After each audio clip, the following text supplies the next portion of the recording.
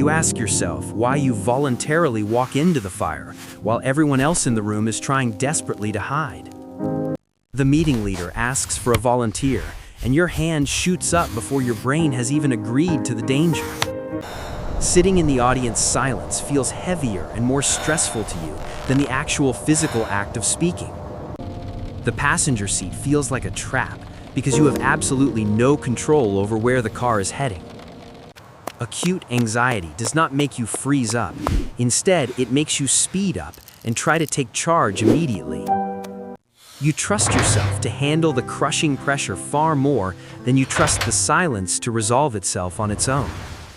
This is not about confidence. It is about a deep, survival-based intolerance for any moment where you lack direct control.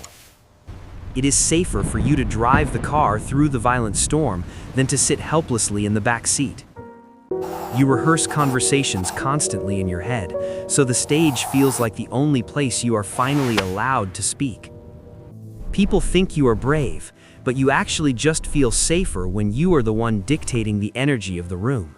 A strange, hollow disappointment hits when a presentation is canceled, even though you were terrified just moments before it started. You are not just an arrogant extrovert seeking attention. You are a high-functioning controller seeking safety through visible action. You light a flare in the dark cave, not to be seen, but just to prove to yourself you are there. You mistake your high-functioning anxiety for ambition, assuming that because you are moving forward, you must be chasing a goal. Being seen terrifies you, yet the feeling of being invisible feels like a slow and quiet death inside your mind.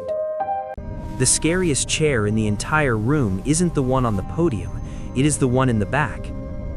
We are not exploring the skill of speaking here, we are exploring the compulsion to control the energy of the room.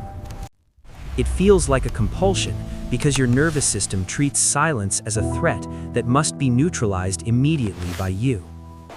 After you speak, you do not feel pride, you feel a massive crash, like a heavy debt coming due. That emptiness isn't failure, it is your nervous system finally settling the massive energy loan you borrowed to perform.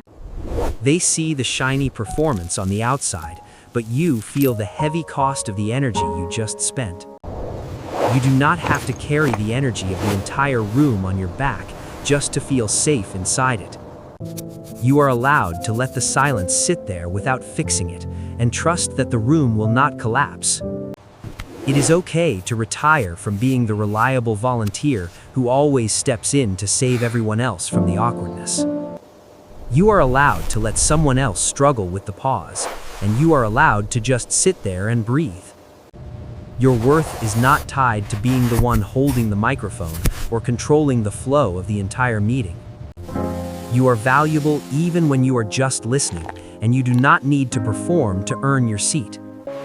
You can trust the audience to survive the awkward pause without you stepping in to rescue them from the silence.